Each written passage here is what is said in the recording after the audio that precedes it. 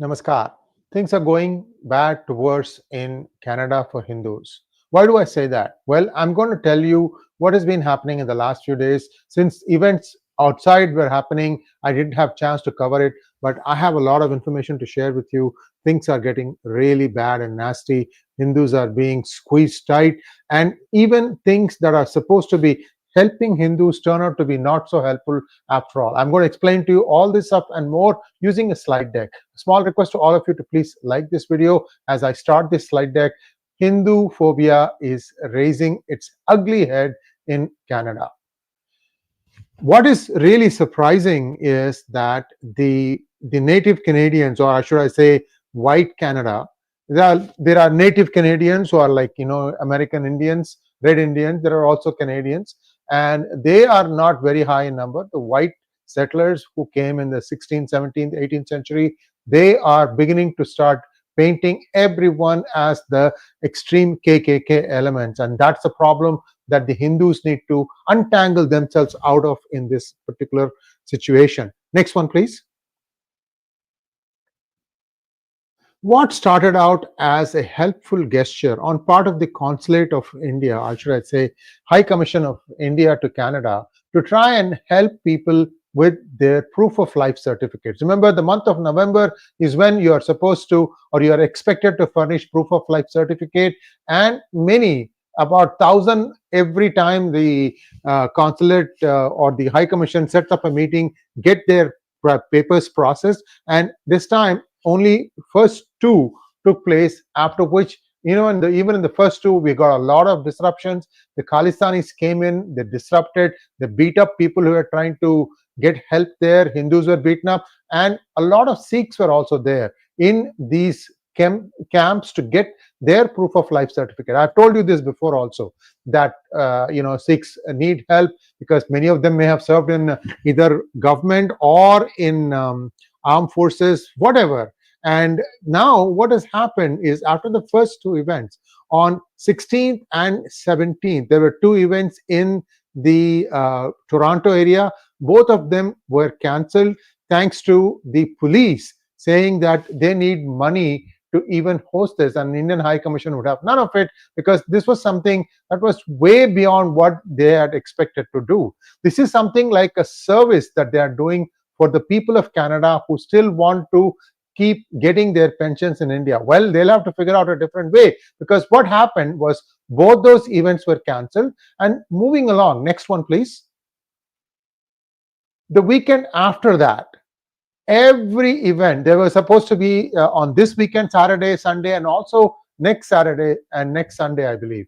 So all these things have been cancelled now, and the Indian High Commission has said, okay, 4,000 people or more probably will not be able to get their proof of life certificate. They don't have a way to solve this problem.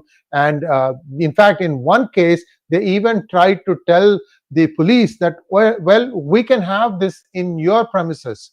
So you don't have to send people across over to a temple to oversee the security. We can do it in your premises. Even that, the police was not willing to consider. Listen, I have to tell you this. To the Hindus of Canada, the police, the law, I don't know about the law, the order, which is the police, as well as the politics, the political establishment, barring a small set of people such as Chandra Arya, they have stopped representing you. They've stopped listening to you. It is time that Hindus woke up and started organizing themselves. And all I can tell you is, you have my full support to all my brothers and sisters. Also to a lot of Sikhs who also now are beginning to come out in numbers, moderates, and they are coming out in support of the Hindus. And this is also beginning to pick up momentum. However, there are a lot of forces arrayed against them, particularly this Justin Trudeau gang and a bunch of other Indian Canadians. I'm going to go through the politicians in the central Canadian Parliament from different parties, and I'm going to tell you some hard truths that you need to know as a Hindu. Next one, please. See, what happened on 5th of November was Hindus and Sikhs came together to condemn the acts of the 𝗤𝙗𝙗𝘗𝙗 Khotestanis, and in this they united and they passed a resolution condemning violent Khalistani extremists and their divisive, dangerous actions. Actually, I have a bunch of links that I'm going to provide to you. I will put it as soon as this video finishes. I'll put them in the links section under description. You can take a look at them. You can read to understand how many different things that are in place. In fact, there is one petition that, as a Canadian Hindu, I would like you to consider signing, and I'm going to give you the link to that one also, because now this has become quite a bit of a problem. And I'll tell you what that petition says, because it's important that we understand why this petition. This is called 𝗤𝗚𝙬𝙬 and in this 𝗤𝗚𝙬𝙬, doxing. What is doxing? The unauthorized and malicious release of private information to harm or intimidate, alongside digital harassment, infringes on Canadians' rights to privacy, safety, and free expression, leaving victims vulnerable to threats, harassment, and harm. Canadians, including licensed professionals, employees, employers, and regulated professions, and other business owners targeted by doxing may face unjust penalties from employers, professional associations, or regulatory bodies based on reputational harm rather than verified misconduct. Actually, 2 years ago, I had hosted a realtor who basically got thrown out of one of the schools councils in the Toronto area, Brampton, I think. And all it was he put one post, a bit sarcastic, and this was the Muslim community that is in big numbers in Toronto. They were the ones who ganged up against him. At that time, the Khalistani problem was not that big an issue. And this is now full steam. Professionals are finding it difficult, and if you don't choose their side, if you don't donate to their cause, you are being put through the ringer. And the whole time, the Justin Trudeau administration is acting deaf and blind. But there is not much on the other side either. Even if you vote en masse to the Conservatives, I don't know how things are going to be better. I'm just going to explain to you a little bit more, and also a solution on what needs to be done. So this is the action alert, and it is reference link number 2 in the references that I'm going to provide to you.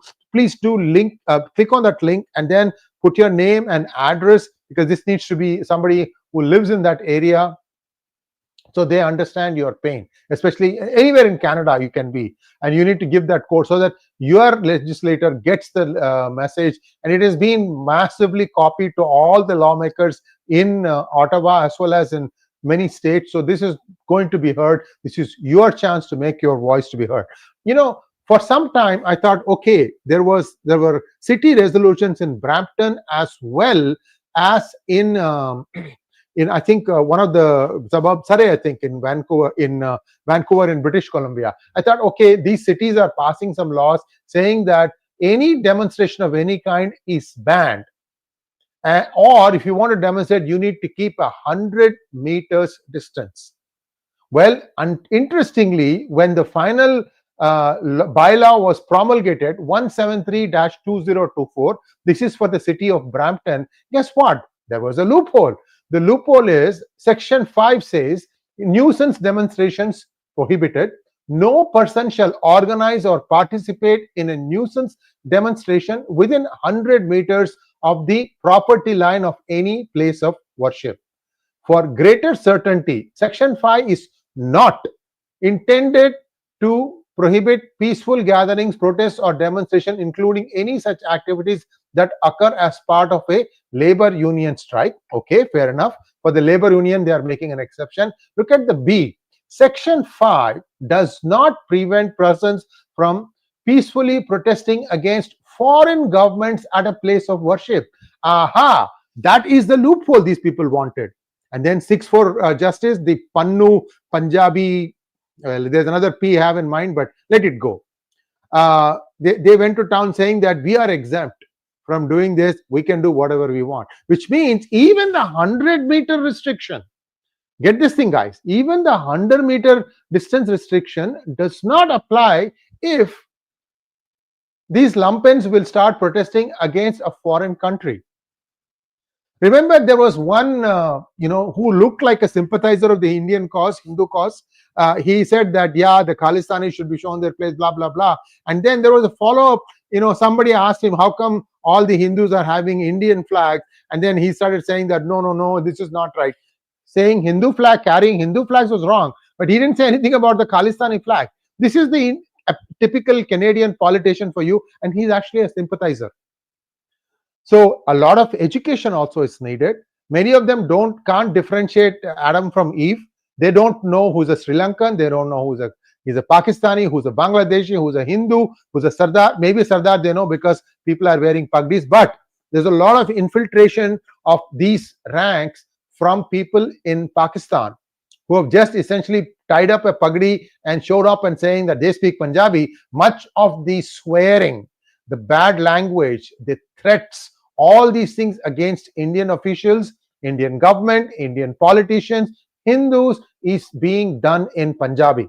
And it is done with an intent so that those who can understand will understand, and those who are supposed to understand and listen cannot understand. I'm talking about the neutral media, the neutral populace, whether it was New Zealand or in Canada or in United States or in UK or in Australia, you name it. This is the ploy that they are doing. And I can tell you all this can only be possible if there is a wink, wink, nod, nod arrangement with some agencies. I will leave that to you. And why this country is putting itself through such dirtful attitude, I cannot really fathom. And you saw in the recently concluded G20 how Justin Trudeau was not even being given the time of the day by the other leaders. How much has this person fallen? I hope the Canadians didn't miss those video sites. Anyway, that's all I can tell you. Now, these are some of the politicians who understand you, but they choose to take the other side. There is Ruby Sahota, liberal. 𝗤𝙧𝙤𝙪 𝗔𝙤𝙤. This guy was a defense minister, and I think he was given special treatment when he visited India. And then afterwards, actually, he got kicked out of his post, if I remember correctly. I don't remember the reason for that. There is some vague memory here that he actually got kicked out. Then there is Randeep Sarai and 𝗒𝙗𝙗𝙁 𝗏𝑔𝐻𝑖r. All these are from the Liberal Party. This is not the NDP, of which Jagmeet Singh is the leader. They are not from the NDP. NDP, you have Jagmeet Singh. Also, in the Conservatives, you have Tim Uppal and Jasraj Singh Halan. Unfortunately, not one of them is taking Hindu side right now. You may see a few things said here and there from the Conservatives, but even there, they messed it up big time. In fact, I don't know if you know this or not, but in United Kingdom, there was a Diwali party arranged by the Prime Minister in which meat and other stuff was served, and it was very offensive because 99% of the invitees were Hindus.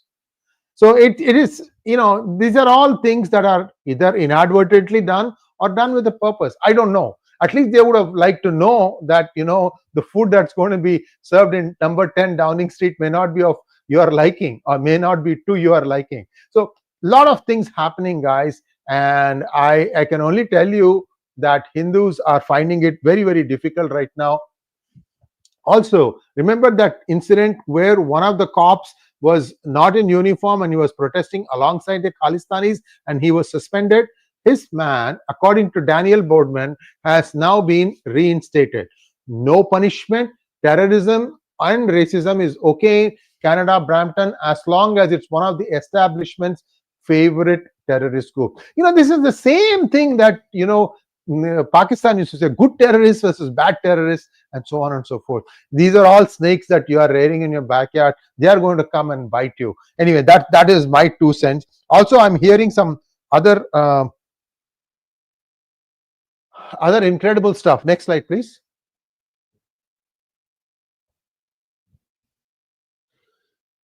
There is a secondary high school, Ecole Salish. This high school has launched a contest for grades 8 to 12 and to write poetry about the 1984 Sikh riots, with winners invited to 𝗤𝙗𝙗𝘅 𝙤𝙧𝙤𝙀, actually a terrorist. While it is to be recognized that there were riots in 1984, the committee now, the people who are in that school, they have asked that you also capture what happened in 1985. On June 23rd, 1985, when Air India Flight 182 that had 329 innocent lives, innocent passengers. They all died. You write about that too. Why do you want to capture only one side of the history? You see how these kind of thoughts are also being sown. This happened in San Francisco also, in one primary school, where I think it was a 7-year-old who wrote some nonsense and brought it to school. This could not have been done by that kid. It must have been their parents. So this reflects the kind of thinking they have. No scruples.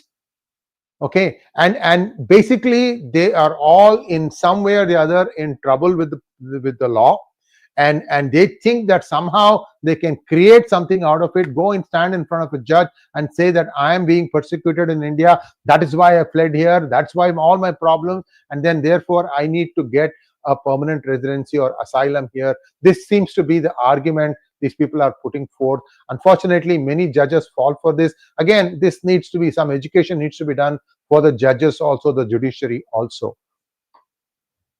Now, how are the Khotestanis funded? Where is the money coming from? Well, for the most part, it is believed that the money is coming from drugs and human smuggling.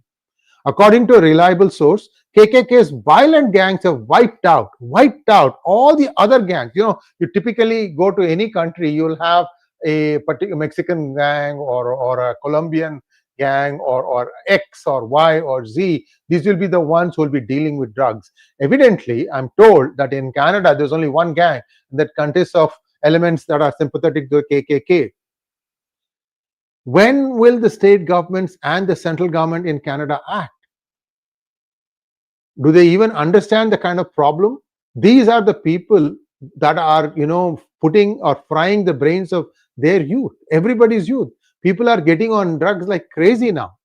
When are they going to, fix this problem? Unfortunately for the Hindus, they will have to fight this on their own, except for Chandra Arya, one politician that I have seen consistently stand up for the Hindus.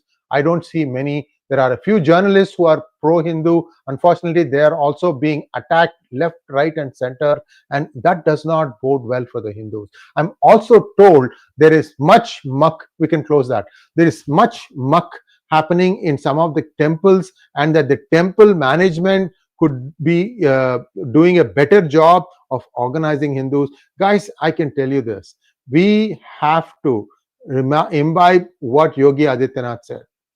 Batenge to katenge. At this point of time, we have to come together. It doesn't matter which temple. If every temple is in one way or the other, looking in one direction or the other, maybe there is a multi-purpose temple that is needed, where you have Shiva, Vishnu, Lakshmi, Durga, Saraswati, Ganapati, and every Kali, everything together. Everybody can go and pray there. This could be crowdsourced by you and I, the common people of Canada. So they don't come after some of the rich funders who end up, footing much of the bill to build a temple, except that they have some closets, they have some skeletons in their closet, and the government of the day goes and arm twists them into doing funny things. So I am seeing a lot of other stuff being told. For example, I'm hearing, so this is not good, and I hope I'm wrong about this. This is not good, what I'm going to tell you.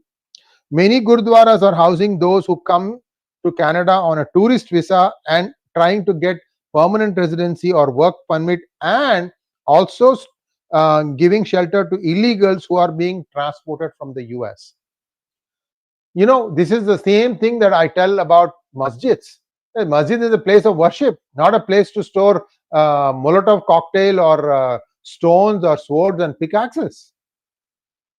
Now, this is being said about Gurudwaras, some, not all, Gurudwaras in Canada too. This is not good. This is not at all good. Again, the moderate Sikhs have to start speaking up. At this point of time, people don't know who's a moderate and who's not. And I'm also seeing some changes in dress styles, and I can't make out one from the other. If I, having been of Indian origin, and I can't make out the differences, I'm sorry. This is not a good news. People have to come together. We have to trust each other. We have to build that trust, and we have to work together and speak with one voice. I'm also hearing some other things. Immigration companies are working with trucking companies and these gurudwaras and are charging between 35,000 Canadian dollars to 100,000 Canadian dollars in order to get you proper papers. I talked about this the other day when I was saying how some buses are coming up to shelters, picking up the illegals from New York City and busing them to Canada, where there appears to be one shallow ditch that you can wade through from US to Canada. And then once you are in Canada, there is an organization I talked to you about that will pick you up, and then they will give you the paperwork and so on and so forth. So a lot of stuff happening, and unfortunately, the Hindus who are hardworking, and we all think about our future, our kids' future, and our grandkids' future. Unfortunately, we forgot one thing, that we also need to have a political voice. This is something that US has started having. Again, in US, I see it sometimes, I take it with a pinch of salt, but at least some beginning has been made. I'm not very happy, or I'm not very proud about the Hindu/Sikh representation in my own state of California, but things are changing.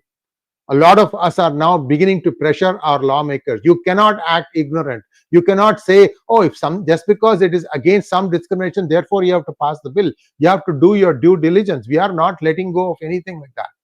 A lot of organization is happening in California. We have started picking up the fight. The Cisco battle was like an eye-opener. Hopefully that will spur all of us to come together. Just a little bit of time. Like I said, please go to the link provided, link number 2 in the reference section. Click on that and express your support or write your concerns about what is happening to Hindus. That's all I have. I'll take a few questions. 𝗤𝚑 Vinod wants to know, I live in Brampton. The BLS here is a place of looting people without any shame. I've heard about it from many here. Could you expand BLS?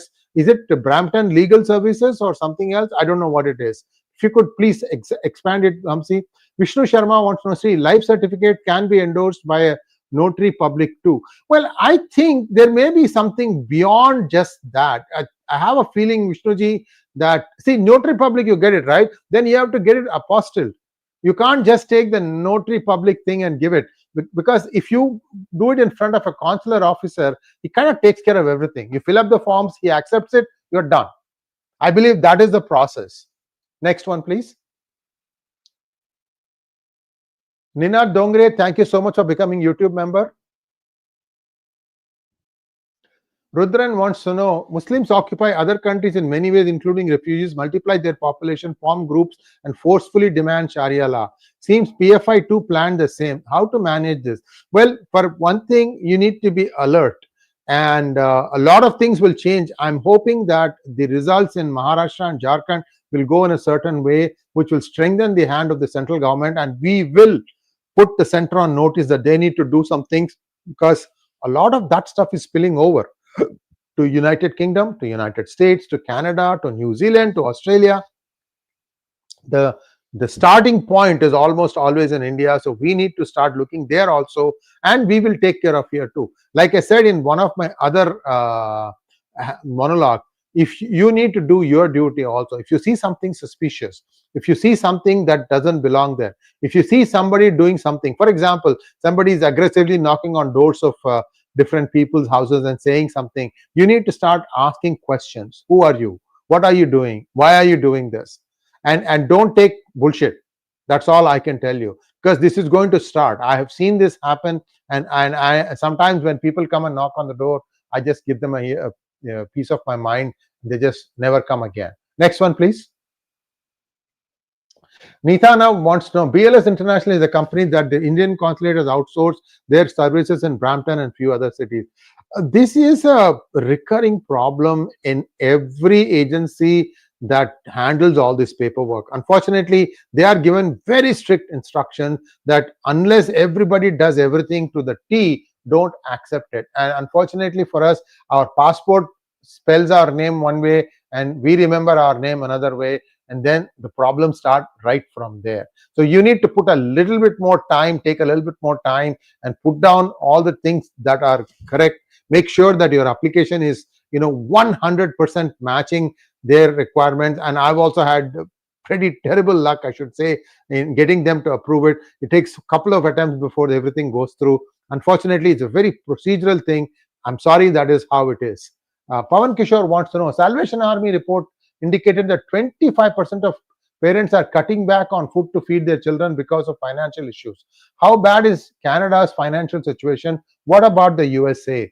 Well, in Canada, Justin Trudeau just passed an interim law, temporary tax break on toys, takeout snacks, and more, and is also giving a $250 rebate. I think it may be per child. I'm not sure if it's per child or per family. The Trudeau is doing something like that. USA is not doing anything like that, but I think USA, the inflation is under a little bit better control. A little bit better control. So things haven't gotten too bad. However, Pawan, I must tell you, sometimes when I go biking on one day of the week, where I live or where I bike, it's mostly middle class neighborhood.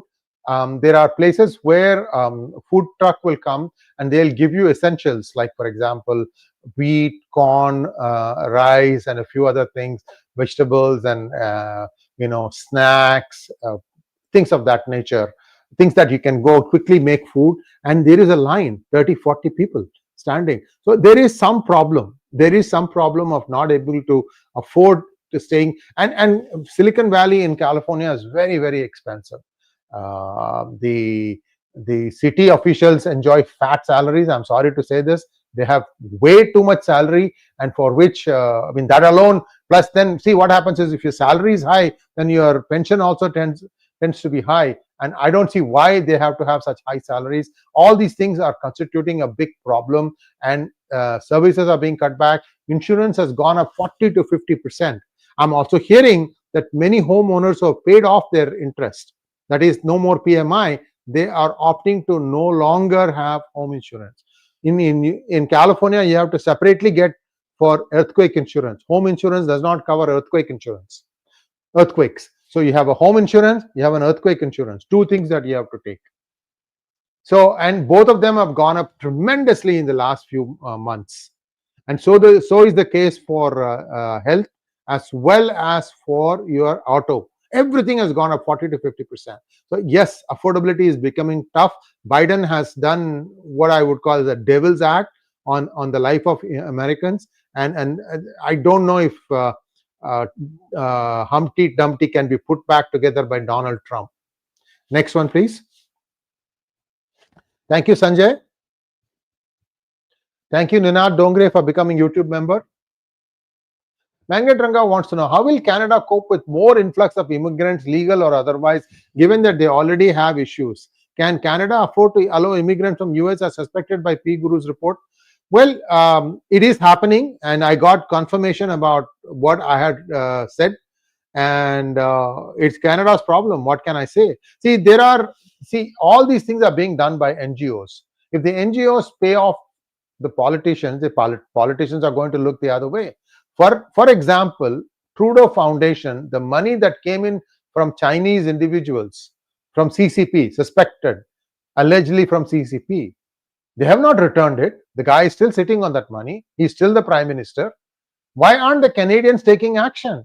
Is this how they want their country to be run? You have CCP breathing down their necks. You have ISI loitering around. You have this KKK groups now.